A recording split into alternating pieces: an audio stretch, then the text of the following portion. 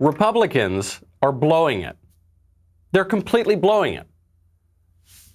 The media have more or less admitted that the lockdowns are bogus, BS. How do we know they did that? Because they told us it was the most important thing to lock down. Then for 2 or 3 weeks, they said run wild, loot, riot, protest, go to a pride parade, go to a BLM rally.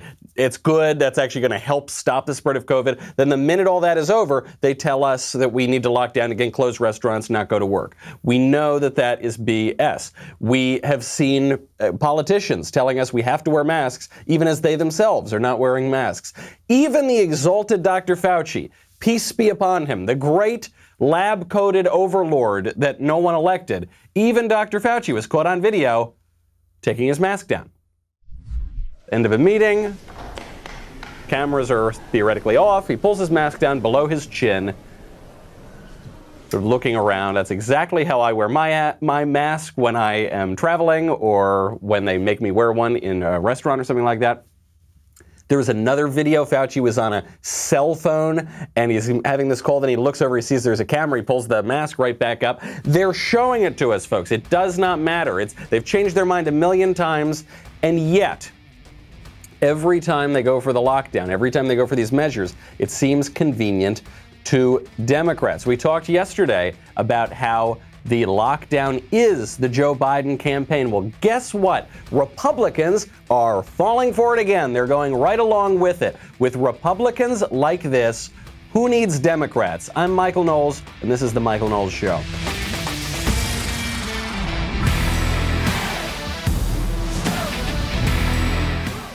If the Democrats weren't the Democrats, I don't think I could be a Republican. That's how frustrated I am with the Republican Party today. We will get to specific Republican senators who are driving me up a wall. But first, I want to get to the question I asked yesterday, which is the VP race is heating up.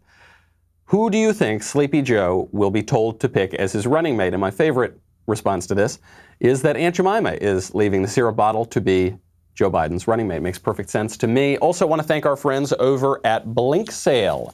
BlinkSale is the revolutionary invoicing software that is changing the landscape for small businesses and independent contractors everywhere. You should not have to send nagging emails to get your invoices paid. With BlinkSale, you can send beautiful, custom-branded invoices and estimates in seconds. You can stay on top of your outstanding invoices.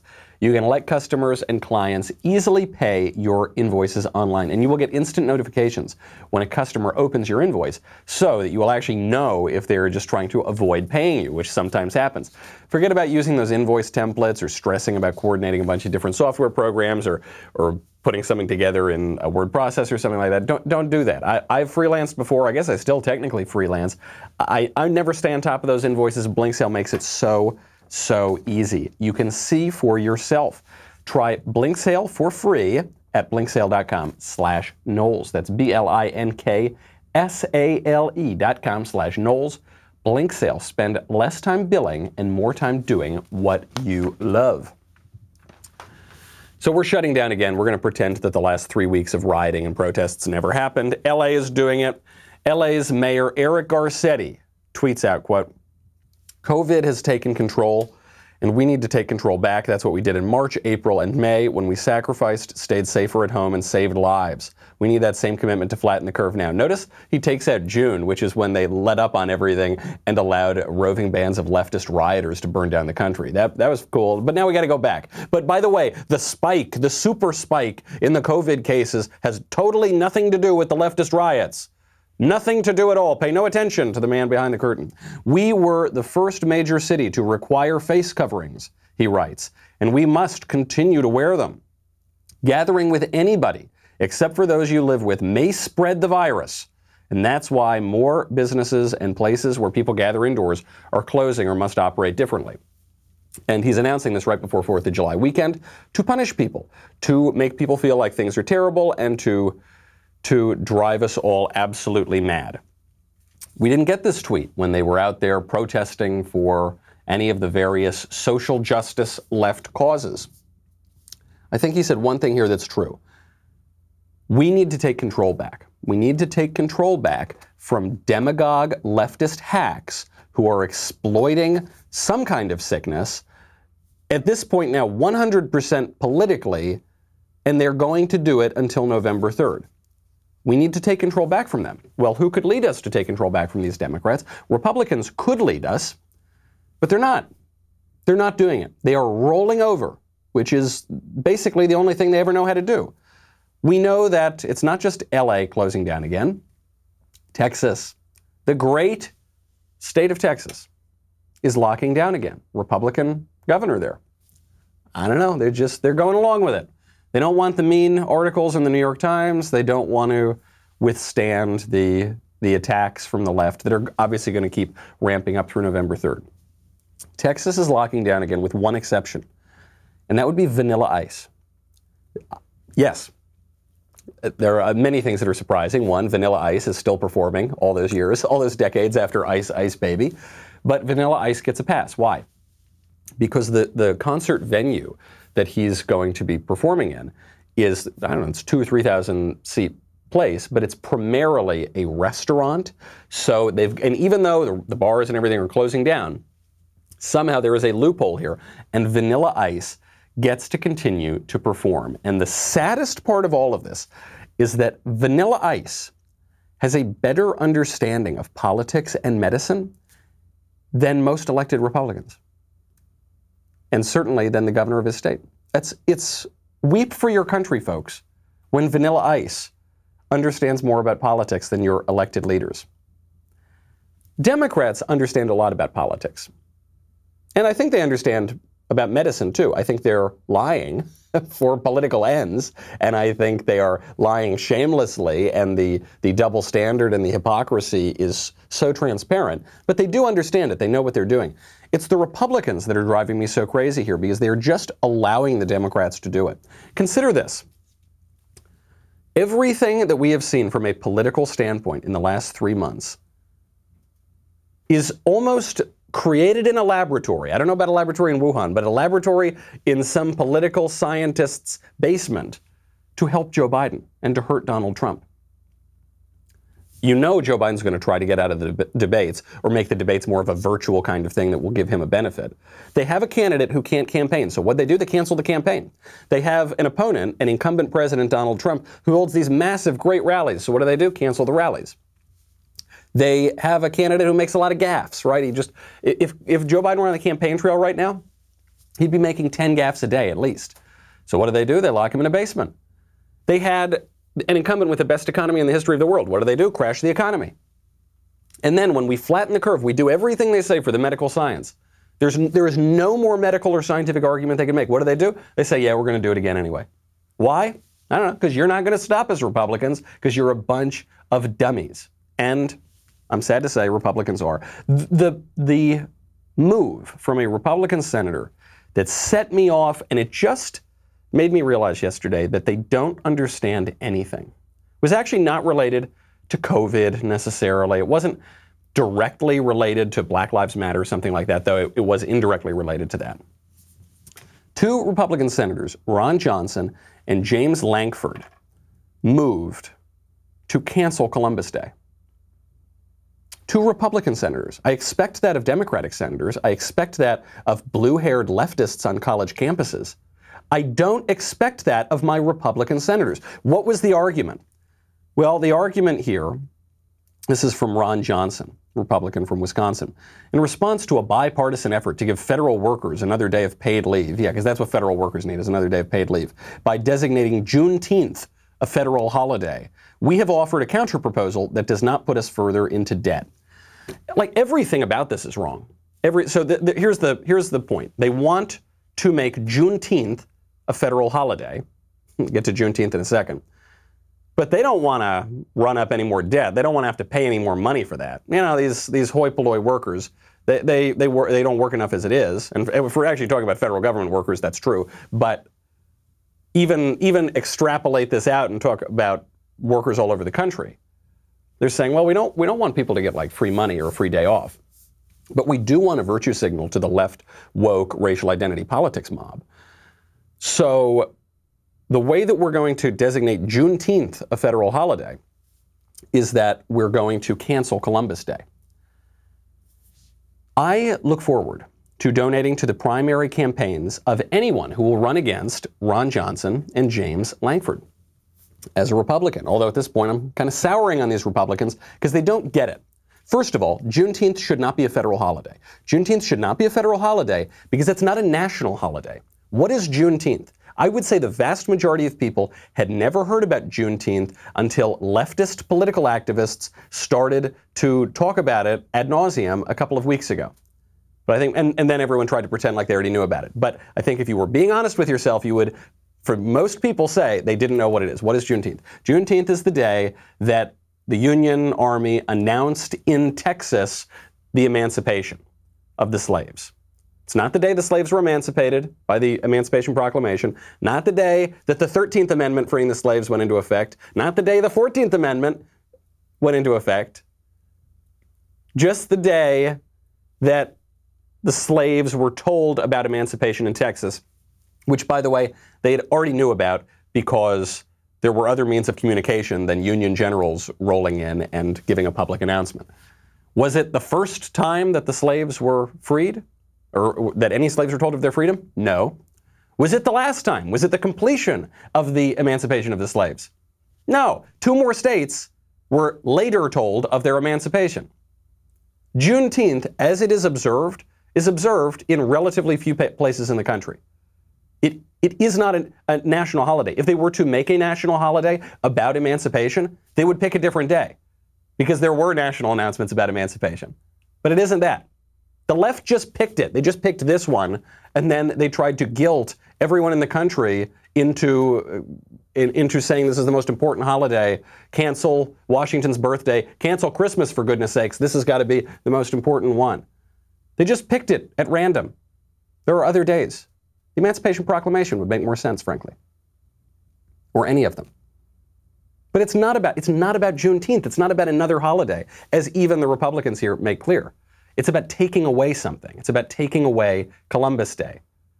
It's about reminding America of the sin, the original sin of slavery. They never want to talk about the original sin of original sin, but another day to remember slavery. Well, of course we remember slavery in the United States. In fact, one of the effects of having Confederate statues up is to remember that slavery was a big problem.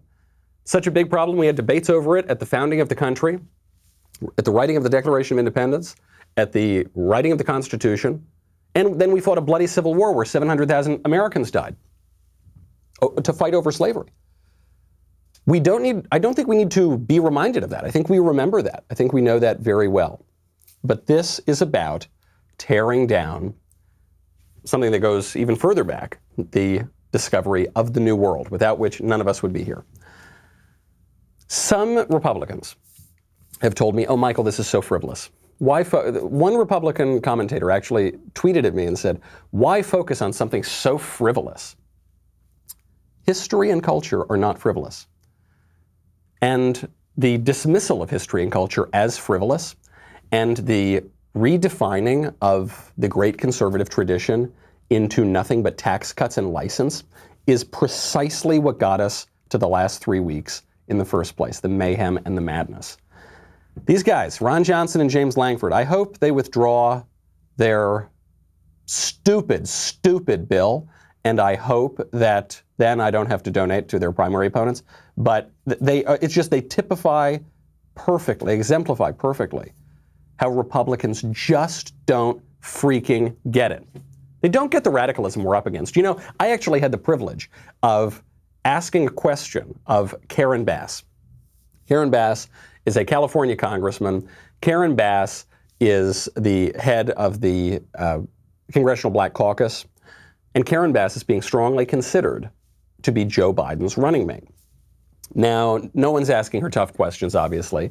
So I was offered the opportunity by Alex Michelson, who's an anchor at Fox in LA, to come on and ask Karen Bass any question I wanted. So I asked her a question about her troubling support for Marxists. She works very closely with and supports the Black Lives Matter movement, which we've talked about on this show. The leaders of BLM refer to themselves as trained Marxists. One of them took a photo with the communist dictator of Venezuela, and Congresswoman Bass herself has expressed support for Fidel Castro. praised Fidel Castro when he died. So my question to her with that context was very simple. I said, Representative Bass, are you willing to disavow Marxists? And if you are, assuming that you are, why do you continue to support self-described Marxists? Here's her answer. That's very interesting because I've known Black Lives Matter individuals for quite a while, and I have never known of Black Lives Matter to be a Marxist organization.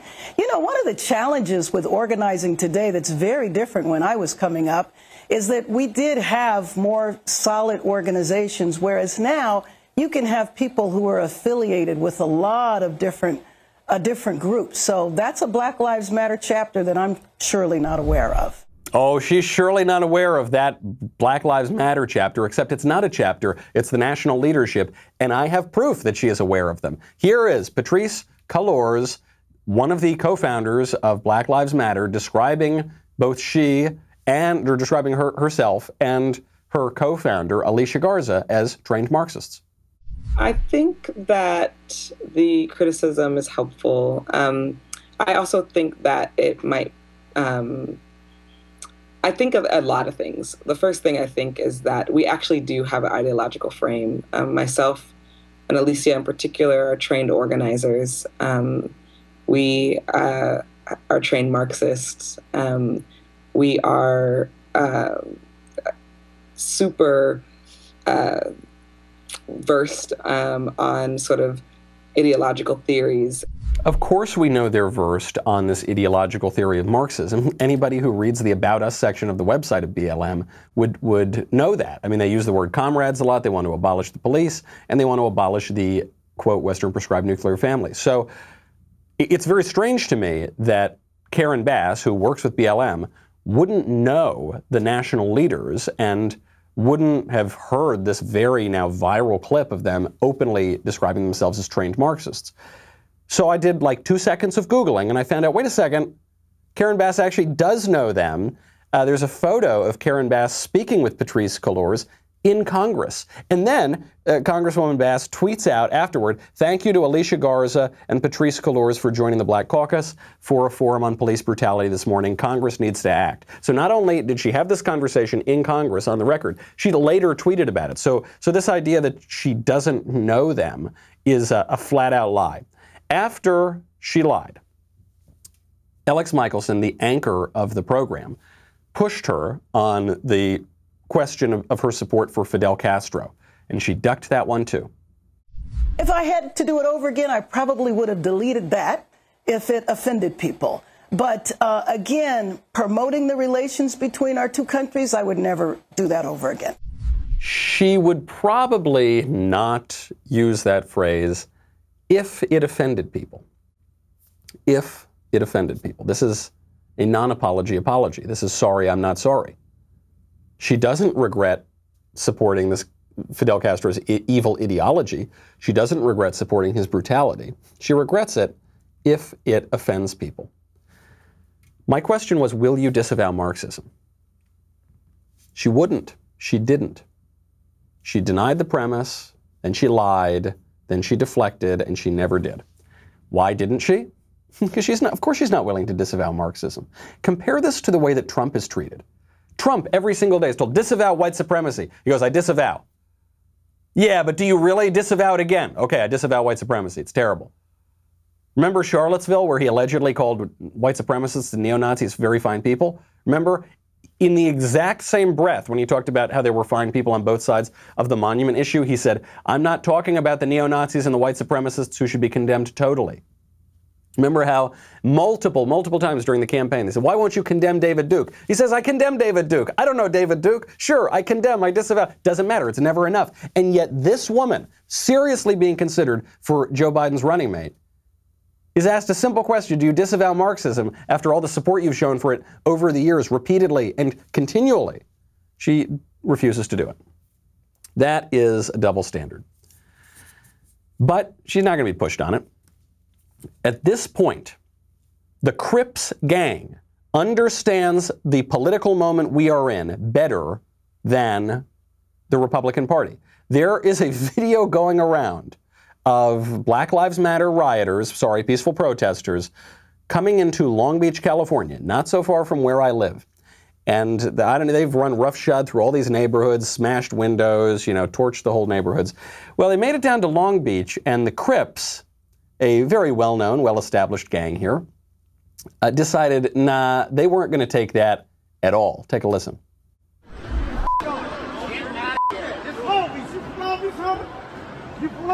So you got this Crip walking up to the BLM guys. And those BLM guys walking away. Looting over here. Get your motherfucking ass knocked out. Get your punk asses on. This Long Beach. Thank you, sir. Say something. Say something. Thank you, sir. Say something. Obviously, BLM went a little weak because this Crip guy looks pretty big and pretty scary. And so the BLM guy's walking away. Okay, yeah, thank you, sir. And this BLM guy's not having it. Say something. Say something. The Crips now have a greater respect for law and order, not just than the peaceful rioters, but then our elected officials, certainly than the Democrats and apparently the Republicans. Because the Republicans are willing to indulge these rioters very often, willing to indulge these lawless democratic tactics. And the Crips are not. I mean, effectively, these Crips have become like the cops, and the actual cops are told to stand down and they got to be defunded and they're not allowed to do anything. So now we're relying on gang law, and it's the best thing we've got in Long Beach now, apparently. Not a good state for the country.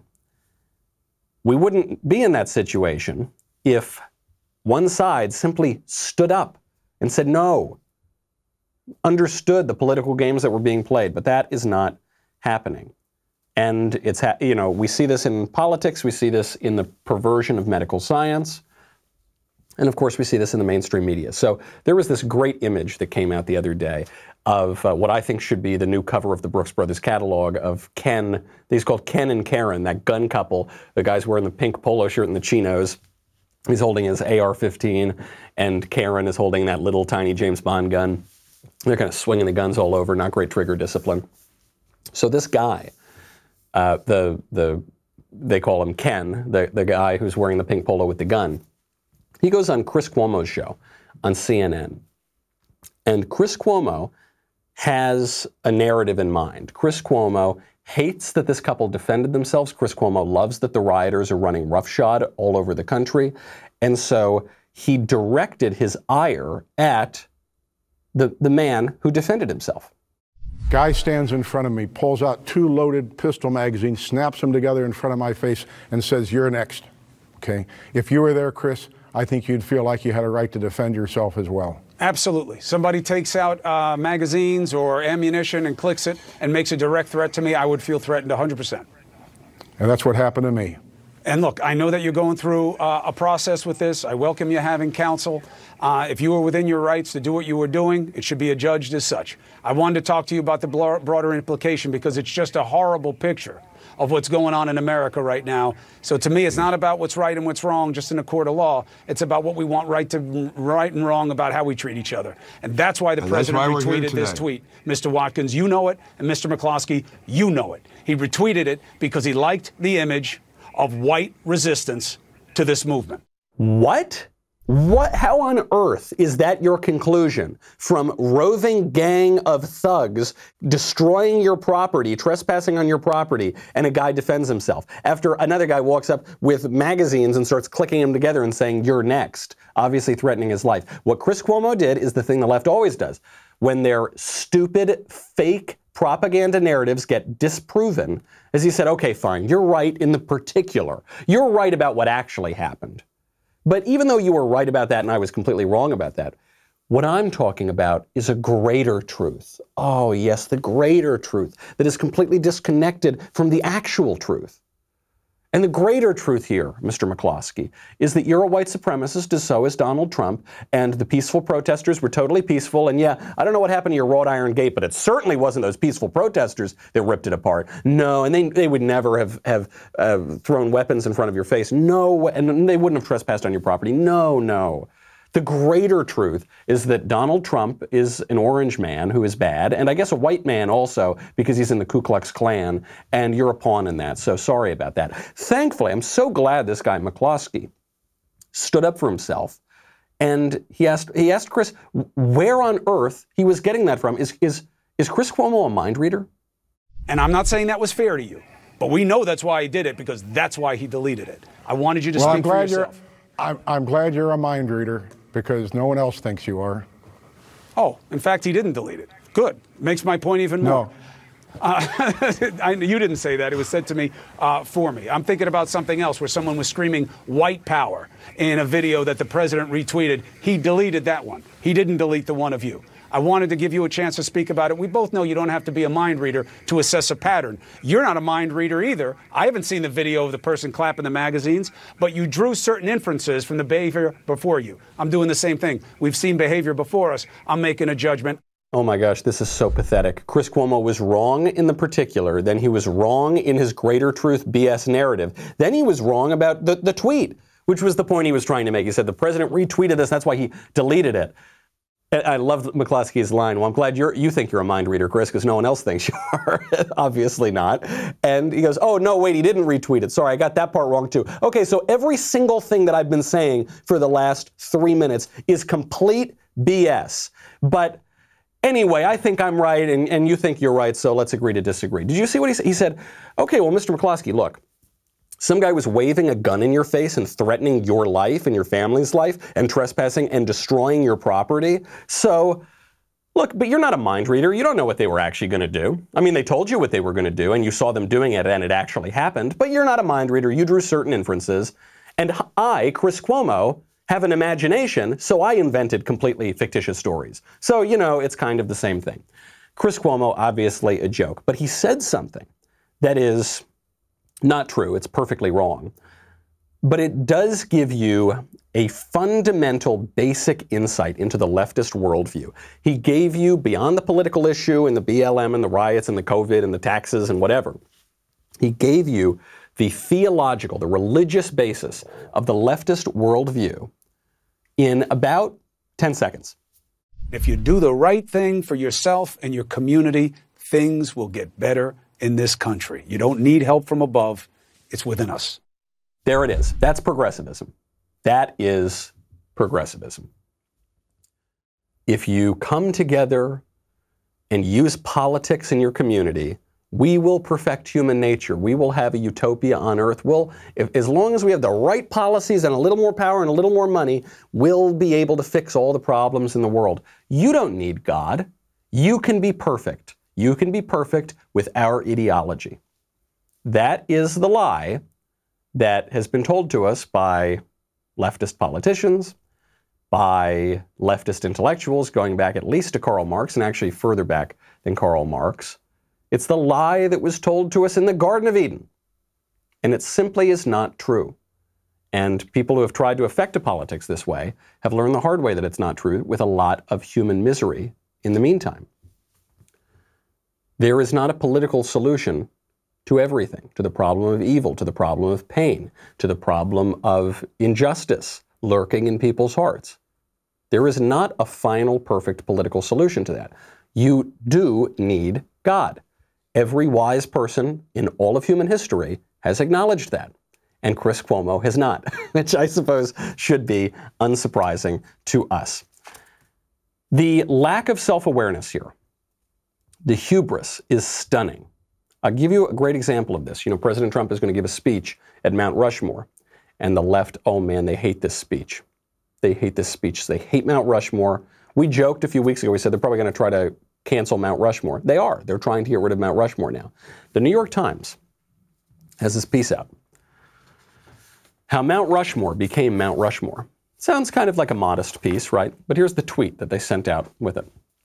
Mount Rushmore was built on land that belonged to the Lakota tribe and sculpted by a man who had strong bonds with the Ku Klux Klan.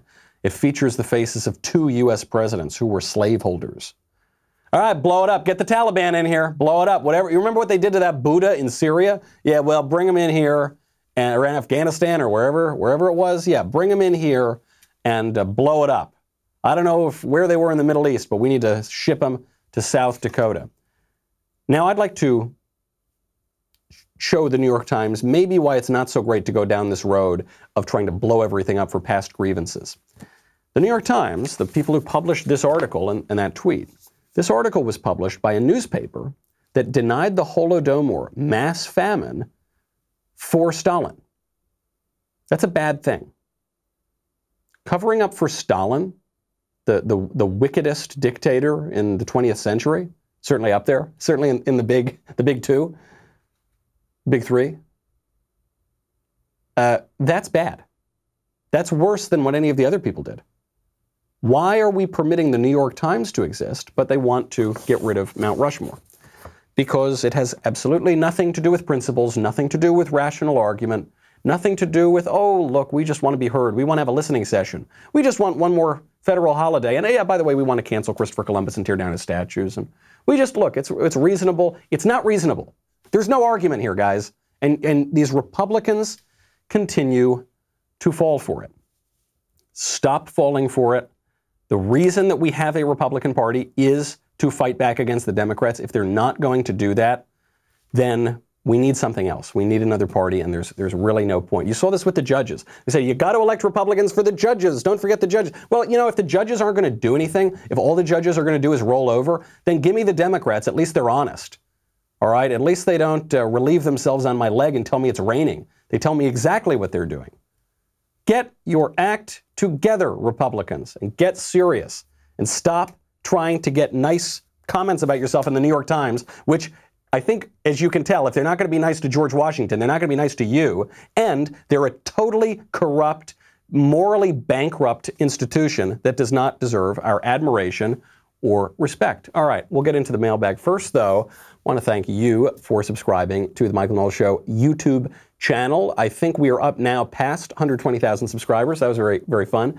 I'm going to be speaking to my friend Dave Rubin today. So we're going to get that interview up over the weekend. Be a lot of fun.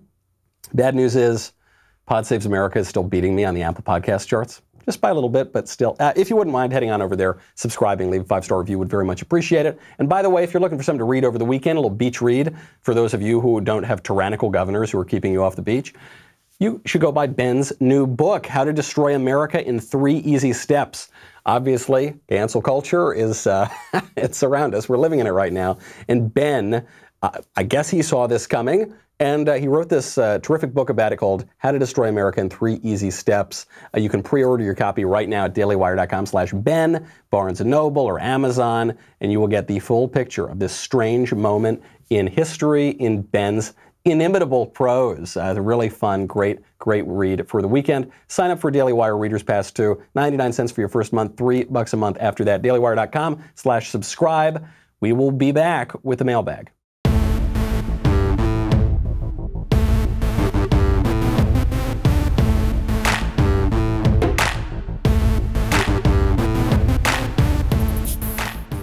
All right, let's get into the mailbag. I always run late on the mailbag, so I'm going to try to run through these as quickly as I possibly can. From Christy, Michael, some of us in the Daily Wire Autonomous Zone, or DWAZ, have a question for the wordsmith of the Daily Wire. Why do Americans call our upcoming holiday the 4th of July instead of Independence Day? We don't call Christmas the 25th of December, after all. Is there a deep meaning, or is it that we are just too lazy to learn how to spell the word independence? Thanks. I guess that's a good suggestion as to why it is. The simple answer is I don't know why, but it's not necessarily some nefarious issue here. I mean, we do refer to other days by numbers or sort of vaguer descriptions. Like we don't call the Ides of March Murder Caesar Day. We call it the Ides of March. And, there are other days that are not referred to specifically by what they connote, what they bring about. I like the 4th of July as I actually prefer to say the 4th of July to Independence Day, because I like the idea of claiming the entire day in a self-expressive manner to be about us, to be about the political founding of our country.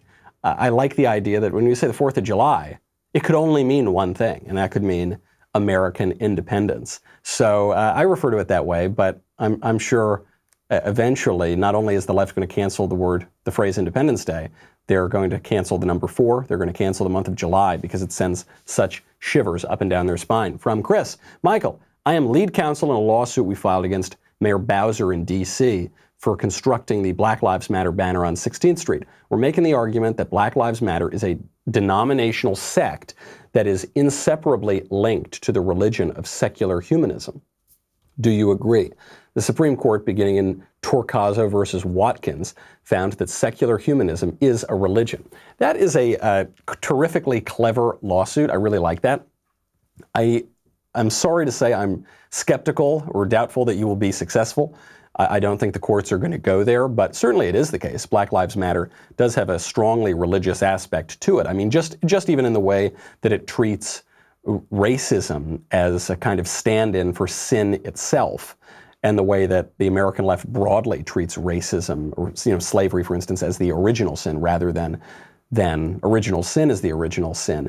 There's an interesting book that's coming out pretty soon by Paul Kenger, an excellent writer, and it's called The Devil and Karl Marx. And I get to write the foreword to that book, which was a lot of fun. And it's about Marx's spiritual history. And the more you read of Marx, particularly his poetry, you realize that Marxism is a religion. It's sort of an anti-religion.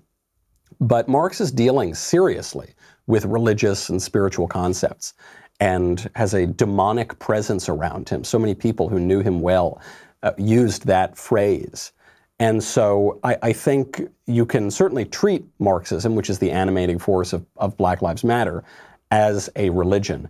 But as a legal matter, look, if the courts are not willing to admit that sex means sex, and they're not willing to admit that babies are babies, and they're not willing to say that abortionists have to have the same credentials as other medical professionals, unfortunately, probably the deck is stacked against you. But good effort. I applaud it. From Nick. Hi, Michael. I am almost embarrassed to ask, but I need your advice on something. I've always felt like I had a secret, something I needed to hide from my family and close friends. I've known this about myself for some time, but was afraid to act on my impulses. I think Tulsi Gabbard is a total smoke show, whose appearance is second only to Aphrodite, and truthfully, after one beer, it would probably be a tie. I'm tempted to give in to my more primitive desires and support her politically. However, she's a total lib. What should I do? It's a profound question, Nick.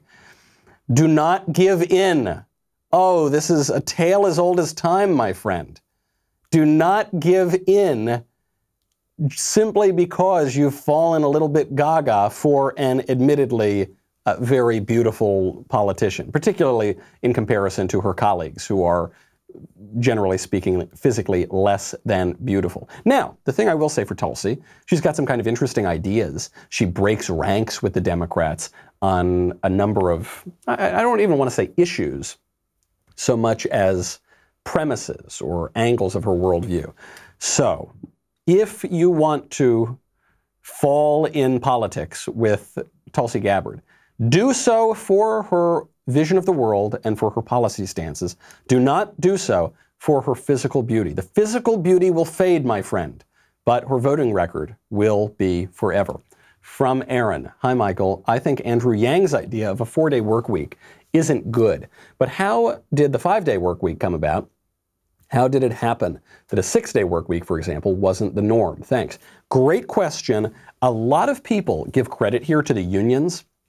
They always tell us, unions gave us the weekend. That is not true. Do not give unions credit for that. The 5-day work week in the United States predates union demands for it by more than 20 years.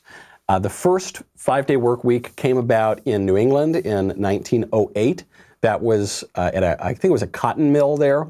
And the purpose of that was to accommodate Jews, because Christian Sabbath is on Sunday, and with a few exceptions for various sects, and Jews' Sabbath is on Saturday, right? Shabbat, Friday night into Saturday. So they got Saturday off to accommodate the Jews. Thank the Jews for that one. You know, Jews get a lot of tough living in this world and have for thousands of years, but you got to thank them for your Saturday off. Then, ironically, speaking of someone who didn't like the Jews very much, Henry Ford introduced the 5-day work week at his factories in 1926. That was a full 3 years before a clothing union became the first union in America to demand the 5-day work week. So it was capitalists and Jews, basically, who gave you the 5-day work week in America, and then the unions came around later and took all the credit. From Patrick. Dear Michael, all this talk of police reform has got me wondering about the purpose of bail. Is it merely a way for richer people to avoid staying in jail awaiting trial while allowing police departments to get some extra cash in their budget? Does it have a history in British common law? Should we continue to have it? Thanks for the insight and historical perspective. Great, great question, because now there is a movement all around the country to abolish bail. And it's because people some people, useful idiots, don't understand bail, and they just go along with whatever the left tells them to do. And I think the left does understand bail, but they hate criminal justice generally, which is why they don't just want to abolish bail, they want to abolish the police. They literally want to abolish the police and let criminals run wild. So bail exists so that criminals will show up at their trial.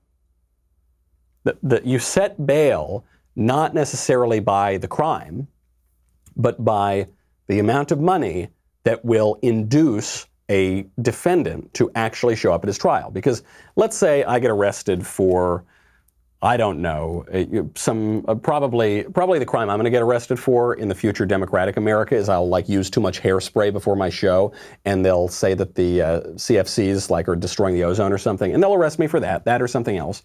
And then if they say that my bail is $10, and I'll say, all right, here's my $10.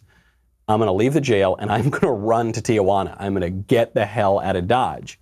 So they would have to set my bail higher because I want to get the money back. I want something that is keeping me in the area and willing to show up for my trial.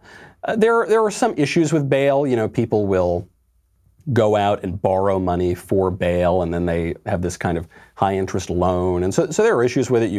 You could talk about some aspects of bail reform, but frankly, I don't think now is the time to do it because it's just like we were talking about earlier. The left is not having a good faith discussion here. They literally want to abolish criminal justice and spring people, at least people of certain colors, as they've explicitly said now in many of their protest demands, from prison. And so I just don't think they're having an honest conversation about anything related to criminal justice, and we should not indulge their false premises. From Wesley, hey Michael, I have recently been called a racist for marrying a white woman. I've also been called a racist for preferring to live in the USA over any other country. Is having different preferences racist? If I chose a white woman over a brown or tan woman, or the USA over China, am I racist? On social media, many people are saying racism is woven into each of us, or we all have racial biases, even some saying that we are born racists. I believe in God and that I was created in his image, so as God is not a racist, so then I was not born a racist. I'd love to hear your thoughts.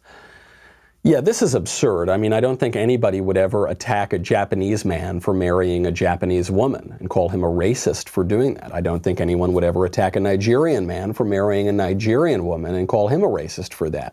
But it has become fashionable in some parts of the very far left to say that a white person shouldn't marry a white person because that would be racist. I mean, the extreme version of this, you saw there was a transgendered YouTuber who said that if you're a man, a straight man, and you only want to date women and you don't want to date men who are dressed up as women, then you're a bigot and you're transphobic. I mean, I think those arguments are fairly similar. I think if we're now politicizing even just our personal attraction, gosh, there's just nothing left that hasn't been politicized. The point you make, though, is so important on racism itself and Christianity. The only reason that anybody thinks that racism is bad is because of Christianity and Judaism, and the prequel, the first book, and then the second book, because man is made in the image of God. That's why we have human solidarity. That's why we have human dignity. We come from a common ancestor. So if you don't have that, then you can't really explain why racism is bad, which is why we're the only civilization in history that's ever opposed racism. Another thing to mention here on the race point, that it just occurred to me last night, I was having a cigar with Drew, is Jesus, who is a Jew, is mixed, right? He's mixed race in the sense that Ruth, who is not a Jew, she's a Moabite woman who marries into the Israelites, is in his genealogy. So he's actually mixed. And I like this because it, first of all, I mean, it dismisses the social justice stuff. That's sort of, you can push that aside. But it also pushes aside these kind of cockamamie race theories that basically privilege race is the most important category in the world, which it simply is not. And, fundamental truth will do that to you. It will push away lots of crazy ideologies. One more question from Jeremy. Dear mostly peaceful podcaster, I believe I noticed a rifle of the scary black variety during the video of the St. Louis couple defending their home. I was told in the past that no one needs a scary black rifle, despite an angry mob being a perfect situation for a scary black rifle. Black rifle, it's a term that also refers to that other awful term, assault weapon, or the AR-15. Given that gun and ammo sales are up for the first-time gun owners, do you think the left will have a harder time convincing people to vote anti-gun? Is the rioting enough to wake people up to at least the self-defense merits of the pro-Second Amendment stance? Thanks. I have never seen an issue cut across party lines so well as the Second Amendment. Obviously, conservatives and Republicans care about the Second Amendment much more than Democrats. But I know multiple Democrats who are strongly pro-Second Amendment. Some of them are one-issue voters, which is why they end up voting for Republicans, even though they don't really like Republicans and they prefer Democrats. I think you're going to see Republicans get demoralized in the next few months because we're watching our country burn around us, and the Republican Party, guys like, Ron Johnson and all these other people are kind of giving in to leftist premises, and it's just terribly dispiriting. So I don't know that necessarily it's going to give us a big boost in November. But one thing I do know is that gun control legislation is dead for the near future. It is dead. Nobody wants it. There is no appetite. People want guns. And I bet there are a lot of pretty far left liberals who secretly, when nobody's looking, are sneaking out to the gun store right now to protect themselves. I think there are a lot of people who are getting woke on the reality of self-defense. I mean, even the gun couple in Florida, they are Democrats. They've donated to Democrats. They bend the knee to Black Lives Matter. But they've got those guns, and something tells me they're going to be buying some more guns in the future. All right, that's our show. Protect your independence as best you can. You don't need to just arm yourself with weapons. You can arm yourself with beers and hot dogs and hamburgers this weekend. I know that the governing authorities, the Democratic demagogues, and the squishy Republicans are going to tell you not to have any fun, not to celebrate America. The only way you can go out is if you're going to go loot a Gucci store or something, go steal sneakers down the block. But other than that, you're not allowed to leave your home.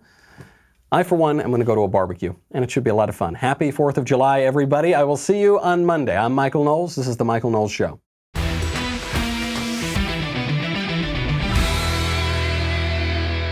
The Michael Knowles Show is produced by Ben Davies. Executive producer, Jeremy Boring. Supervising producers, Mathis Glover and Robert Sterling. Technical producer, Austin Stevens. Assistant director, Pavel Wadowski. Editor and associate producer, Danny D'Amico. Audio mixer, Robin Fenderson. Hair and makeup, Nika Geneva. Production assistant, Ryan Love. The Michael Knowles Show is a Daily Wire production. Copyright Daily Wire 2020. If you prefer facts over feelings, aren't offended by the brutal truth, and you can still laugh at the insanity filling our national news cycle, well, tune in to The Ben Shapiro Show. We'll get a whole lot of that and much more. See you there.